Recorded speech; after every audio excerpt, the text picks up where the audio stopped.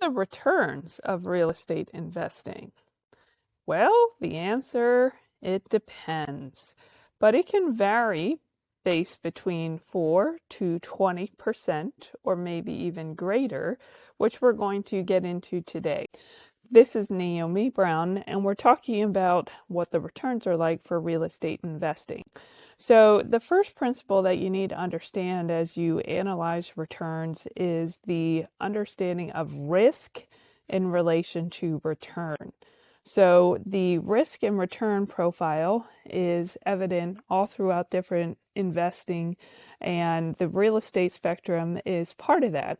So there's all different types of real estate investing as well as risk profiles. So understanding that the riskier the property is, the greater the return at least should be, is very evident in this arena as well. So for example, if you have a property that is a triple net lease commercial property that's just a ground rent, which means the owner has absolutely no responsibilities on the building, that return is going to be much lower. It could be around 4% in some locations and with some tenants, versus if you're doing something that is a heavy value add apartment renovation in a C-class neighborhood, that could return a 20% return. But it could be, of course, much, much riskier with a lot of variables to cause it to go wrong. So understanding the risk profile is the basic step to getting a good handle on what a typical real estate return looks like. Now, we're in Pennsylvania, and in this area, the average cap rate return is about 6 to 8% on properties that range between apartment buildings, office buildings, typical retail, and so forth. So understanding the definition of return is also very important, because a cap rate return is a metric that a lot of real estate investors use to understand what the return is going to look like on a property. But that's not the only component of value. There's, of course, appreciation, which is just the market growing higher. There's also the appreciation that comes if you improve the property. Maybe you have a property with two tenants that aren't performing well, and you have them vacate and put two tenants that are both highly rated corporate tenants, and in so doing, increase the value of the property because your risk level has now gone down. So understanding the definition of what the return is, which most people will classify generally as the cap rate as they analyze property. So the third variable that you should understand is the importance of time in real estate investments as well. So this comes back to the appreciation component, where your return might be what you consider the cash flow on an ongoing basis.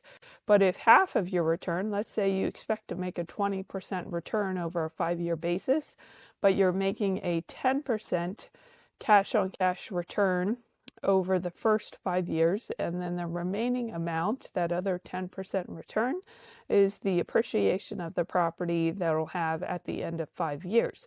So because you're not receiving it until the end of 5 years, it wouldn't quite hold the same value as if you were receiving 10%, 20% cash on cash return every single year. So if you're trying to compare it to an investment, say in the stock market or elsewhere, you got to take in the timing into consideration as well, which is the basic principle of the time value of money. So with real estate, it's much more slower moving. Typically, you're not getting in and getting out very quickly, so you have to expect that you're usually going to be in it for a good 5 years or more, hence the importance of timing as you analyze your return. And the fourth variable that you really want to keep in mind is the before and after tax returns. So the tax components is a big reason why people like to invest in real estate, and understanding the benefits that the depreciation write-offs will have on your tax returns is going to be a big component of your overall return. Again, if you're comparing it to investing in the stock market, Knowing how a real estate investment is going to affect the return for your real estate investments versus the stock market is a really important component of analyzing what your overall return is. So, in answer to the overarching question of what the returns are in real estate investing, it can really vary quite widely based on the 4 variables that we just covered, but typically it is going to be a cap rate of about 6 to 8% and a internal rate of return, which is a metric that's used to gauge all the benefits of cash flow appreciation, and it can also take into effect the tax rates and the after-tax internal rate of return. You have to understand the entire picture of the internal rate of return, which could be somewhere between 12 and 15% on a typical real estate investment. I hope this brought you some value. This is Naomi Brown.